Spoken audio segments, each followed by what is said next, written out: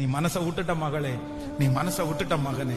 ஆண்டவரே, இதுவரைக்கும் என்ன காத்திருக்க பண்ணினீரே, இதுவரைக்கும் எனக்கு நடக்கலையே. யாராருக்கெல்லாமோ நடந்துச்சு, உங்களை சுத்தி இருக்கிறவங்களுக்கு நடந்துச்சு, உங்க சொந்தக்காரங்களுக்கு நடந்துச்சு, நீங்க ஜெபிக்கிறவங்களுக்கே நடந்துச்சு, நீங்க சொன்னவங்களுக்கு நடந்துச்சு, உலகத்தானுக்கு நடந்துச்சு. ஆனா எனக்கு என்ன பதில் சொல்லுவேன்?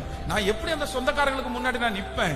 ஆண்டவரே, நான் உங்களுக்காக நின்ன இல்ல, உங்களுக்காக வைராக்கியம் பாராட்டினேன் இல்ல, நான் நம்பினேன் இல்ல, நம்பின எனக்கு இதுவா பரிசு, ஜெபம் பண்ண எனக்கு இதுவா பரிசு, உபவாசம் இருந்த எனக்கு இதுவா பரிசு அப்படின்னு யாரோ ஒருத்தருடைய மனசு நினைக்கலாம். ஆனா கர்த்தர் இன்னைக்கு தெளிவாய் உங்களிடத்துல பேசுகிறார், திரும்ப சொல்லுகிறார், இல்ல, உன் மனசை விட்டுறாத, நீ விசுவாசம் உள்ளவனாய் இரு.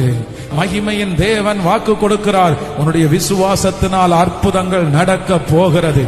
நம்பிக்கையை இழந்திராத, அந்த தடைகள் மாற போகிறது. மகளே, மகனே, அந்த விசுவாசத்தை இழந்திராதீங்க. நீ விசுவாசம் உள்ளவளாயிரு.